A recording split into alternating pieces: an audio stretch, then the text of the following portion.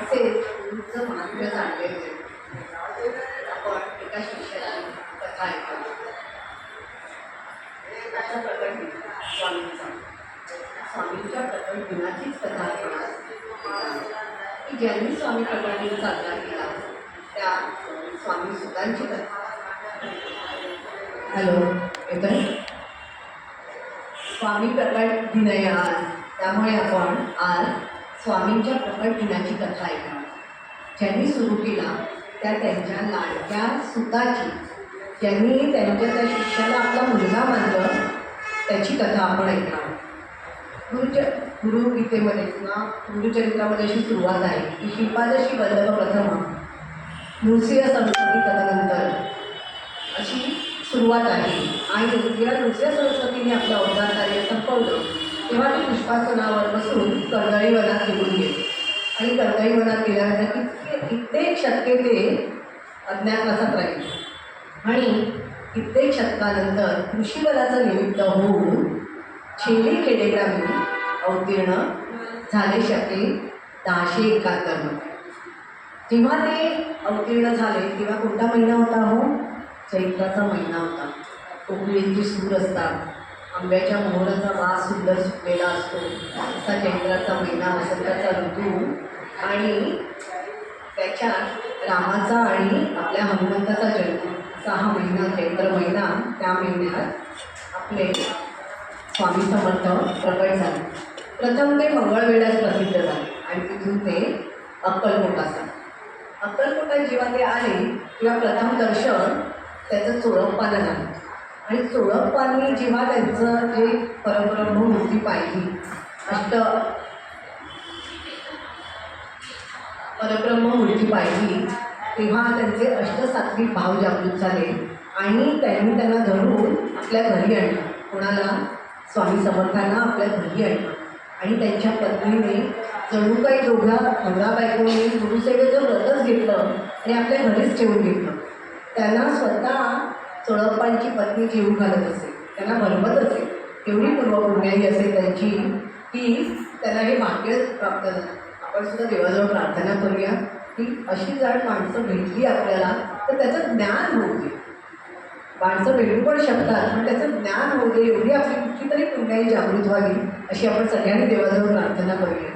आणि असे हे चोळप्पा पती-पत्नी आपल्या स्वामींबरोबर त्यांच्या घरी, स्वामी त्यांच्या घरीच जाईल. आणि अक्कलकोटात त्यांचे खूप भक्त झाले. बाळप्पा, चोळप्पा, सुंदराबाई, भुजंगा, देवी बसप्पा असे भरपूर भक्त झाले. तसेच त्याचबरोबर ब्रह्मनिष्ठ वामनबुवा, आळंदीचे नृसिंह सरस्वती, बिडकर महाराज अशासारखे परमपदी पोचलेले योगी असे पण त्यांचे भक्त झाले की जे स्वामी कृपेचे लेणे देऊन परमपदी पोचले असे सुद्धा भक्त झाले. आणि सुद्धा तत्कालीन राजे मालोजी राजे भोसले हे सुद्धा त्यांचे भक्त होते. आणि त्यांच्या विनवणीनेच आपले स्वामी समर्थ अक्कलकोटात राहिले. असे अनेक भक्त झाले. त्यातीलच त्यांचा एक भक्त कोकणातला. आता कोकण म्हटलं की कसं एकदम समृद्धीने नटलेलं.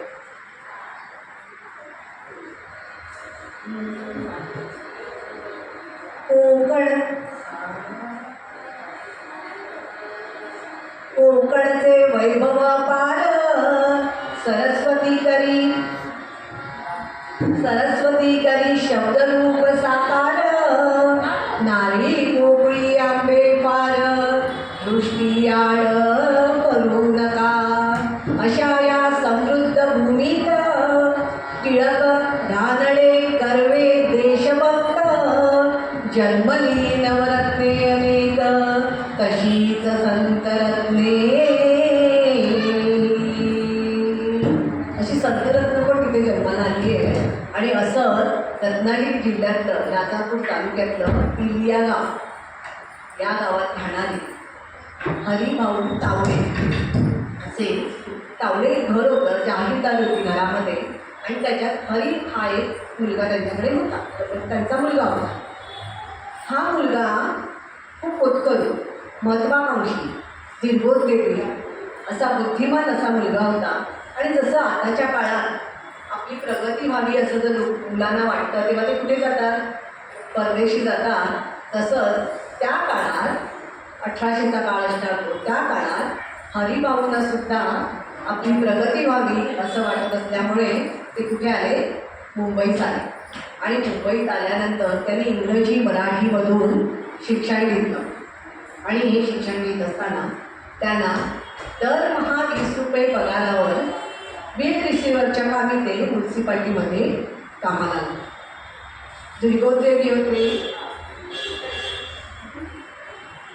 दीर्घोद्योगी होते, महत्वाकांक्षी होते. आणि असे असल्यामुळे त्यांची काय होणार होती? तर भरभराट तर होणार होती. त्यांना पदोन्नती तर त्यांची होतीच होती. पण कसं असतं ना, देवाच्या मनात काहीतरी वेगळंच असतं. मनसा चिंतती कार्य दैव अन्यत्र चिंतते.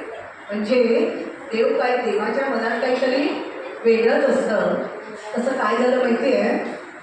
घडलं असं, मुंबईत एक लक्ष्मण विनायक पंडित नावाचे गृहस्थ होते. त्यांचा व्यापार होता. त्यावेळेला आपल्या मुंबईमध्ये वाहनं नव्हती, पेट्रोल वगैरे वापरत नव्हते, म्हणजे घोडा वगैरेच वापरायचे. त्यामुळे गवत पुरवण्याचं कंपनी जी होती त्यात भागीदारी होते लक्ष्मण पंडित. पण त्यांना झालं होतं कर्ज. त्यांना काही व्यापारात धोका आल्यामुळे ते कर्जबाजारी झाले. पण त्या चिंतेत ते होते. आणि त्यांना असं वाटतं की खूप कर्ज झालं आणि म्हणजे आपली अवधी जाणार, आपलं नुकसान होणार, अशा चिंतेतच ते होते. त्याच वेळा त्यांची गाठ एका त्यांचे यजमान असलेले गोविंदजी माधवजी म्हणून होते, गोविंदराव माधवजी यांच्याशी पडली. आणि गोविंदराव माधवजींना त्यांनी आपलं दुःख सांगितलं की असं असं झालेलं आहे, मला माझी अवधून जाण्याची शक्यता आहे, मला कर्ज खूप झालेलं आहे, याला खूप सुटणार कसा. तेव्हा ते गोविंदरावला अक्कलकोटच्या स्वामींचे भक्त होते. त्यांचं काय झालं होतं, गोविंदराव सुद्धा सद्गृहस्थ होते. ते तीर्थयात्रेला जेव्हा निघाले होते, गाणगापूरला जेव्हा ते राहिले होते ना, तेव्हा त्याला दृष्टांत झाला होता की तुला जर सगुण रूपात दर्शनावर असेल तर तू अक्कलकोटास येईल. आणि तसेही गोविंदराव अक्कलकोटास पोचले होते आणि समर्थांचे भक्त झाले होते. असे गोविंदरावांनी त्यांच्यापुढे आपल्या लक्ष्मण पंडितांसमोर स्वामींचं लीला गायला सुरुवात केली होती. लीला सांगितलं त्यांना.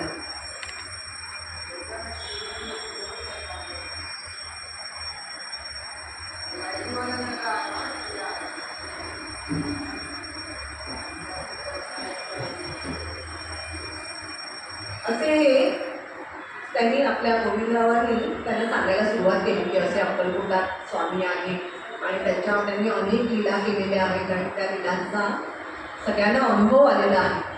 आणि हे जेव्हा ते बोलत असतात ना, तेव्हा आपल्या लक्ष्मण पंडितांचं मन त्यांच्याकडे वेधलं होतं. आणि तेही म्हणत असं म्हणतात की माझाही जर असं करता तर माझी पुस्तकं झाली तर मी ह्या महाराजांना नवस करतो. आणि ते नवस करतात की जर 8 दिवसात माझी ह्या कर्जातून मुक्तता झाली तर मी अक्कलकोटास येईन आणि तुमचा भक्त होईल, असा ते नवस करतात. तर गोविंदजी त्याला सांगतात, दत्तावतारी स्वामी समर्थ, दत्तावतारी स्वामी समर्थ, अक्कलकोटी होते वसती, अनेक लीला करुणी, अनेक लीला करुणी, नित्य जनांचे आनंद ते देती. रामा राम राम हरे हरे, राम राम राम राम सीतापते, राम राम राम राम उत्तमा राम. आणि आपले लक्ष्मण पंडित नवस करतात. आणि ह्या नवसने गोविंदजींना सांगतात की मी असा नवस केला आहे की जर माझं महाराजांनी 8 दिवसात कर्जमुक्तता केली तर मी अक्कलकोटात जाऊन त्यांचं दर्शन घेईन आणि त्यांचा भक्त होईल. त्यावेळेस गोविंदजी म्हणतात की जर हा तुझा निश्चय ठाम असेल ना तर तुझं नक्की काम आहे. आणि तथास्तु म्हणून ते स्वस्थ बसतात. आणि लक्ष्मण पंडित पण स्वस्त राहतात की आपले कर्ज कसं आपलं फिटेल आहे, त्याच्यासाठी काय आपल्याला तजवीज करावी लागेल ह्या प्रयत्नात ते असतात. 7 दिवस होतात पण काहीही होत नाही. तर लक्ष्मण पंडित म्हणतात की हा माझ्या नशिबाचा म्हणजे माझ्याच कर्माचा काहीतरी दोष आहे, माझी काही यातून सुटका होणार नाही, आपल्या नशिबाला दोष लावत ते स्वस्थ बसतात. हे 8व्या दिवशी काय बघितले, 8व्या दिवशी पहिल्या प्रहारी आपले हरी आहेत ना म्युन्सिपाल्टीमध्ये कामाला, ते त्यांच्याकडे येतात. ते दोघंजण असतात, त्या दोघांचा स्नेह असतो, मित्र असतात ते दोघंजण. तर त्यांच्याकडे ते लक्ष्मणाकडे हरिभाऊ येतात. बरोबर त्यांचा एक मित्र असतो गजानन खत्री म्हणून, असे दोघंजण येतात आणि त्यांना सांगतात की अरे आम्ही सुद्धा एक व्यापार केला, त्या व्यापारात आम्हालाही तोटा आलेला आहे आणि आम्हीही कर्जबाजारी होऊ अशी आम्हाला भीती आहे. आणि जर आम्ही कर्जबाजारी झालो तर आमच्या नोकरीवर गदा येणार, आमचं नुकसान तर होणारच आहे, आमची अप्रूत जाणारच आहे, पण आमच्या नोकरीवर गदा येणार. तेव्हा तुम्ही आमची हमी घ्या आणि ज्या पेढीवरून आम्ही कर्ज उचललं आहे त्या पेढीवर जाऊन तुम्ही लेखा करा की हे कर्ज मीच घेतलेलं आहे आणि मी ते फेडेन वगैरे, असं अशी हमी देऊन तुम्ही तिथे सही करा. लक्ष्मण पंडित तयार होता. त्यावेळेचा काळ आहे, कदाचित माणसं तशी असली नाही, अशी माणसं आता इथे आली तरी चांगलंच आहे. तर त्यावेळेच्या काळाप्रमाणे लक्ष्मण पंडित तयार होतात आणि त्याच्याबरोबर त्या मारवाड्याच्या तिथे कुठे त्या पेढीवर जो सट्टा लावलेला असतो त्या पेढीवर जातात आणि तिथे त्याला लिहून देतात की ह्याची सगळ्या ह्या कर्जाची हमी मी घेतो आणि त्या नावे मी सही करतो. आणि तशी ते सही करतात आणि तिघांची स्वारी त्या पेढीवर निघते. तिघंजणं चर्चा करत असतात आणि हरिभाऊ त्यांना हमी देतात की पहिल्या कर्जाची म्हणजे तुमचं जे कर्ज आहे ते आणि ह्या कर्जाची हमी आम्ही घेतो, आम्ही फेडण्याचा सगळा सर्वतोपरी प्रयत्न करतो, फक्त नाव तुमचं नाव. आणि तिघं चर्चा करत बाहेर येतात आणि आपापल्या घरी जातात. हे दोघं ऑफिसला जातात आणि हे आपल्या लक्ष्मण पंडित आपल्या घरी येतात. घरी येतात आणि संध्याकाळ होते, म्हणजे असे 3:30-4 वगैरे वाजतात. तेव्हा त्या पेढीवरनं ईश्वरा मारवाडी त्यांच्या घरी येतो. लक्ष्मण पंडित आहेत का, हो लक्ष्मण पंडित आहेत का विचारत येतो. त्याने आधी लक्ष्मण पंडितांनी आधीच घरी सांगितलेलं असतं की कोणी आलं तरी माझं नाव सांगू नका, मी घरी आहे सांगू नका. पण त्याला ती भीती असते ना, जर कर्ज नाही पडलं तर मला उचलून घेऊन जातील, त्याच्यामुळे त्याने आधीच सांगितलेलं असतं. तर सगळेजण सांगून नाही आहेत, लक्ष्मण घरात नाही आहेत, लक्ष्मण पंडित घरात नाही आहे. 2-3 खेपा ते ईश्वर मारवाडी मारतो, पण काही त्या लक्ष्मण पंडित भेटत नाही. त्यामुळे ईश्वर मारवाडी त्यांना माहिती असतं की हे दोघंजण जे 2 दुसरे बरोबर आले ते म्युन्सिपाल्टीमध्ये कामाला आहेत, त्यांच्या ऑफिसमध्ये जातात आणि त्यांना तिथे सांगतात की अहो मी त्या लक्ष्मण पंडितांच्या घरी गेलो, माझं काही त्यांची भेट झाली नाही, तुम्हाला एक बातमी द्यायची आहे.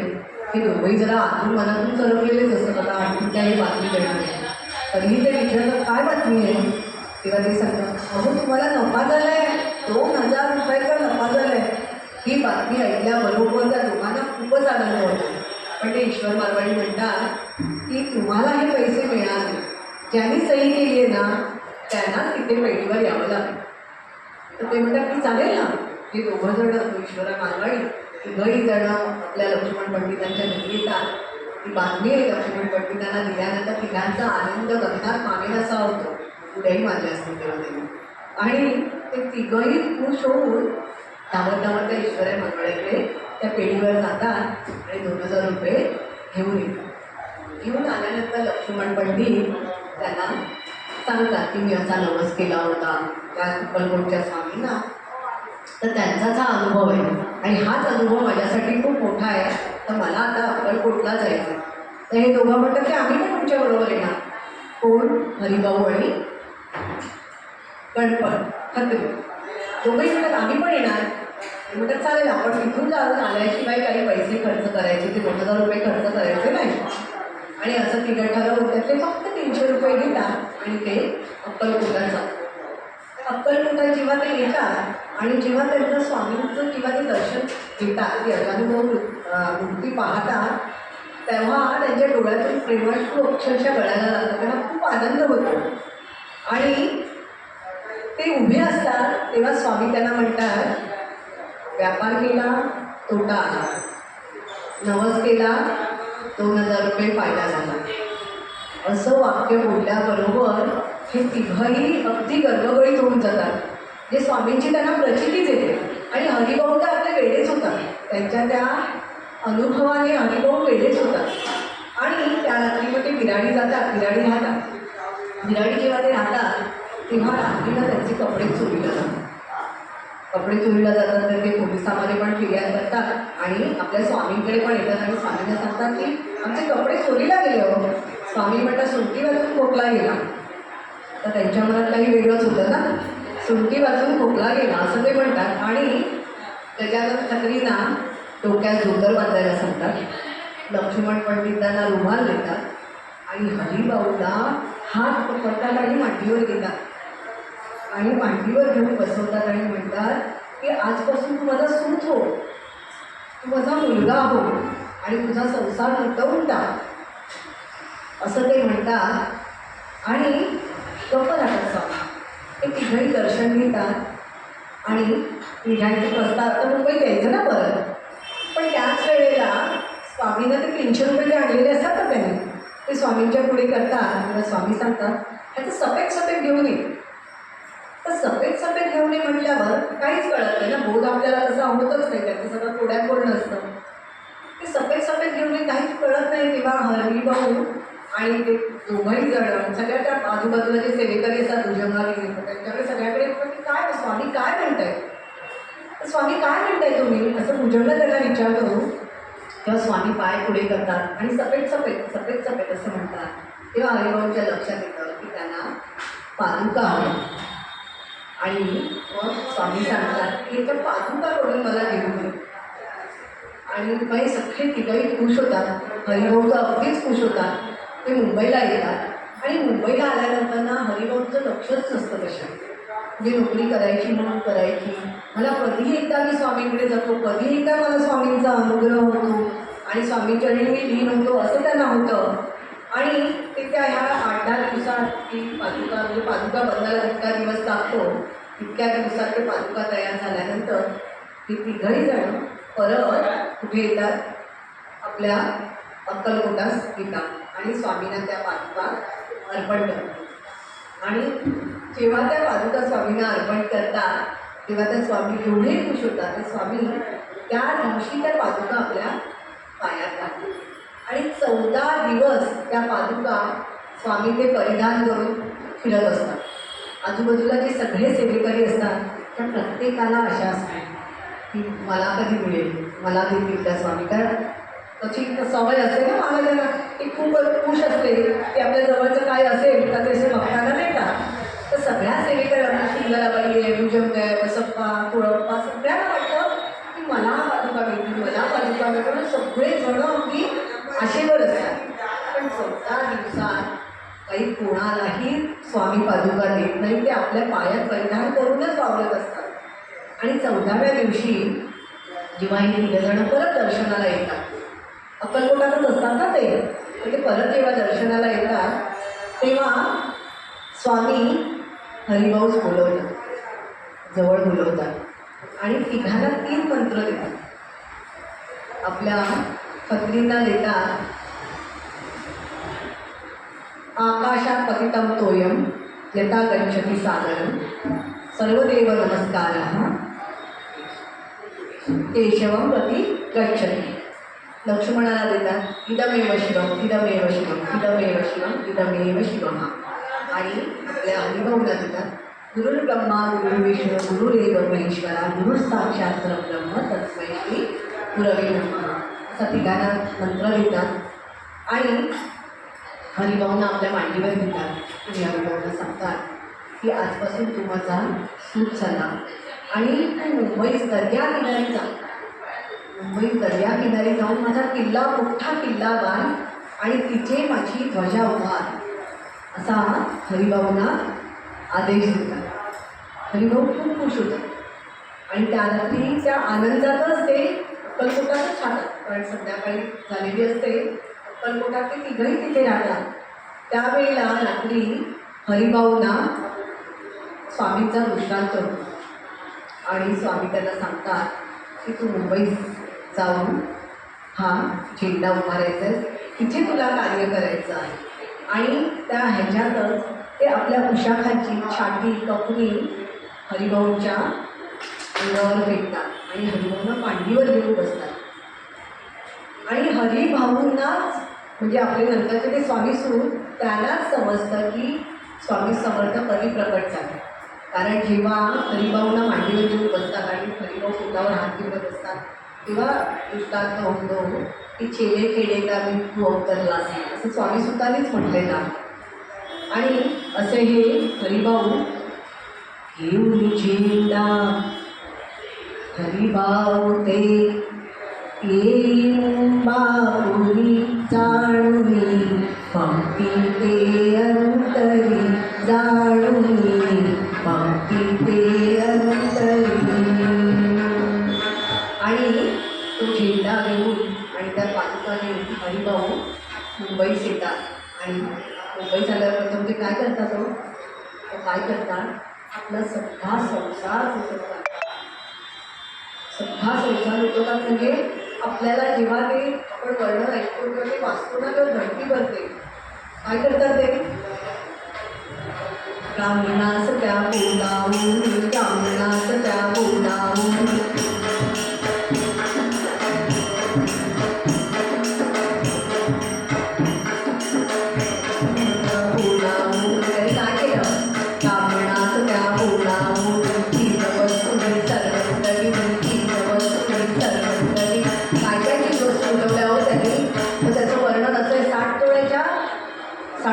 तोडे 24 तोळ्याच्या बांगड्या आताच्या काळात ऐकत असं किती बनते.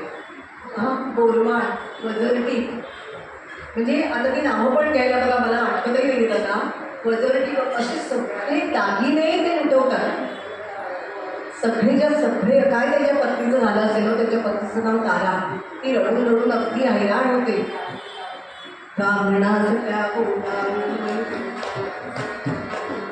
चीज वस्तू ही सर्व लुटवी चीज वस्तू ही सर्व लुटवी वैराग्याची प्रथम पायरी वैराग्याची प्रथम पायरी साधुत्वाचे सोंग नसे साधुत्वाचे सोंग नसे हे पत्नी साई वैराग्य विसरली पत्नीलाही वैराग्य विसरली. पत्नीला वैराग्य दिले म्हणजे काय मणिमंगळसूत्र पण गळ्यात ठेवलं नाही हो. तिला पांढरी साडी नेसायला दिली आणि काय केलं गाई म्हशी अन सर्व पुरे गाई म्हशी अन सर्व पुरे ब्राह्मणास त्या अर्पण केली ब्राह्मणास त्या अर्पण केली निसंग झाला हरी निसंग झाला. अमृते सगळं लुटवलं आणि आपलं संसार सगळा लुटवून टाकला आणि स्वामीचरणी गुरूंचं महात्म्य जाणलं आणि स्वामीचरणी लीन झाले. पहिला मठ ज्यांनी तो स्थापन केला तो कुठे तर कामाठीपुऱ्यात. तिथे त्यांचे अनेक भक्त झाले. सीमाबाई बेलवली म्हणून त्यांची भक्त होती. तिने काय केलं तिच्या कांदेवाडी तिची इमारत होती. त्या इमारतीतली खोली तिने त्यांना दिली आणि आता जो मठ आहे कांदेवाडीमध्ये तो स्वामी सुद्धाने स्थापन केलेला मठ आहे. आणि तिथे त्यांचे मग पारशी कोळी वाणी पाचकळशी असे सगळ्या ज्ञातीतले लोक त्यांचे भक्त झाले. आणि त्यांचा अनुभव असा आहे की जर अक्कलकोटला कोण गेलं असेल दर्शनासाठी स्वामींच्या तर स्वामी सांगायचे मुंबईला जा तिथे माझा सूत बसला आहे तो तुम्हाला मार्गदर्शन करेल. आणि ते भक्त जर मुंबईत आले तर स्वामी सूत अक्कलकोटाच्या पुन्हा द्यायचे की स्वामी असे म्हणाले स्वामीने असं सांगितलं. इतकं त्यांचं गुरु शिष्यांचं नातं होतं. काय नातं होतं ना म्हणजे वाचून आणि ते अभ्यास करताना ना इतकं भरून येत होतं की काय ते पूर्वपुण्याई असेल किंवा एवढी त्यांचं ते असेल जन्मोजन्मीची पुण्याई म्हणून हे असं घडू शकतं. असे स्वामीसूत तिथे आपला म्हणजे मठ स्थापन करतात आणि तिथे त्यांचे शिष्य निर्माण होतात आणि सगळे शिष्य असतात. एक पारशी शिष्य तिथे होते ते आंधळे होते आणि ते पलीकडे होते. ते बघा त्यांनी काय सांगितलं होतं स्वामींनी की दर्या किनारी जाऊन तू मठ स्थापन कर म्हणजे आपला समुद्र कुठपर्यंत होता हो. कांदेवाडी आता कुठे आणि चर्नी रोडचा तो समुद्र किनारा किती लांब तसा लांबच आहे ना तो. ते समुद्र किनारा केवढा किती लांबपर्यंत असेल एवढा भराव टाकला असेल. तर महालक्ष्मीच एवढी भराव टाकून बंद करून टाकलाय पाठचं काही दिसतच नाही. तर अशा स्वामीसुतांनी पहिल्यांदा मुंबईत प्रकट दिन साजरा केला. काय केलं तर आपला समुद्रापर्यंत त्यांनी पायघड्या घातल्या, अत्तरशीत पडलं आणि पालखीतून स्वामींची मिरवणूक काढून सांगितलं की आज माझ्या स्वामीचा, माझ्या बाबाचा जन्मदिवस आहे, म्हणजे जयंती आहे. आणि अशी अक्कलकोटास पण त्यांनी जयंती महाराजांची साजरी केली. आणि जेव्हा ते अक्कलकोटा जयंती साजरी करत होते तेव्हा सगळ्यांना नवल वाटलं की हा काय करतोय, कारण हे तर सगळे भक्त त्यांचे जुने होते ना, सगळे भक्त जुने होते. सुंदराबाई तर तेवढी जुनी होती, चोळप्पा जुने होते, आणि हा आता पाचगा आलेला स्वामींची जयंती साजरी करतोय. आणि ते काय करायचे तर सेवेकराच्या डोक्यावर टोपली द्यायचे आणि त्या टोपलीमध्ये भगर, खजूर आणि दाणे असं घेऊन ते घरोघरी वाटायचे आणि सगळ्यांना सांगायचे आज माझ्या स्वामींची जयंती आहे, आज माझ्या बापाची जयंती आहे, उपवास करा आणि हा प्रसाद खा, असं ते प्रत्येकाला सांगायचं. आणि ते शिवबाईला आणि भुजंगाला प्रश्न पडतो, हा हे स्वामी करतात काय, हा हरी करतो काय, म्हणून ते स्वामींना प्रश्न विचारतात की हे काय करतोय. तेव्हा स्वामी त्यांना उत्तर देतात की हा माझ्या लग्नाचा सोहळा करतोय. म्हणजे असे हे स्वामीसुतांचं आणि आपल्या स्वामी समर्थांचं नातं होतं. आणि स्वामीसुतांनी आपल्या या समर्थांच्या म्हणजे आपल्या या गुरुच्या पायाचे महत्त्व म्हणजे चरणाचं महत्त्व, त्या गुरुचं महात्म्य जाणलं होतं. असे हे स्वामीसूत. आणि एक गोष्ट आहे स्वामीसुतांची, की एकदा स्वामीसूत भक्त होते त्यांचे, पण ते एकदा मुरलीधरच्या देवळात जाऊन भजन करत होते. स्वामी समर्थ असा ते मंत्र म्हणत होते. तेव्हा त्यांचा स्वामींचा एक भक्त म्हणजे स्वामींकडे एक असा काहीतरी मागणी करण्यासाठी आलेला वकील म्हणून एक भक्त असतो, तो तिथे आलेला असतो. आणि तो स्वामींच्या समोर दिवा लावल्याबरोबर स्वामी एकदम चिंतात आणि म्हणतात, अरे मेरा हनुमान अंधेरे में बैठा है, अब तू मेरे पास दिया जलाता है. तेव्हा कोणाला काहीच कळत नाही. भुजंगा वगैरे सगळे चकित होतात की अरे कोण हनुमान आणि कोण अंधारात बसलाय. आणि तेव्हा त्या वकील जे असतात त्यांनाही काही कळत नाही. आणि म्हणून भुजंगा मुरलीधरच्या देवळात जातो तेव्हा स्वामीसूत अंधारात बसलेले असतात आणि स्वामींचं नामस्मरण करत असतात. तेव्हा भुजंगा त्या वकिलांना सांगतो की तुम्ही तिथे जाऊन दिवे लावा, म्हणजे स्वामी खुश होते. आणि मग तिथे दिव्यांची आरास होते पूर्णपणे. आणि जेव्हा ते वकील इकडे येतात तेव्हा स्वामी सांगतात की अभी मेरा काम पुरा होऊन जाएगा, तुझं जे काय काम आहे ते आता पूर्ण. असे हे स्वामीसूत आणि असे हे आपले स्वामी समर्थ. आणि असे ज्यांनी गुरु महात्म्य जाणलं त्या स्वामीसुतांची ही कथा आपण ऐकलेली आहे. तर असंच आपण एक दत्तांचं पद आहे ते जरा म्हणूया. अतिनंदना जगजीवना तुझा एक आधार, अतिनंदना जगजीवना तुझा एक आधार. श्रीपाद श्रीवल्लभ नर सगुण ब्रह्म साकार. श्रीपाद श्रीवल्लभ नर सगुण ब्रह्म साकार. तुझे नाम तुझे रूप हे गोड किती आहे, दत्ता गोड किती आहे. सकळ जीवांच्या हृदयांतरी पूर्ण करून आहे. जगजीवना तुझा एक आधार. श्रीपाद श्रीवल्लभ नर सगुण ब्रह्म साकार. सगुण ब्रह्म साकार. दयामय परम कृपाळू अशी तुझी ख्याती, दत्ता अशी तुझी ख्याती. उत्पत्ती लय स्थिती लाभसी विश्वंभर श्रीमती. अतिनंदना जगजीवना तुझा एक आधार. श्रीपाद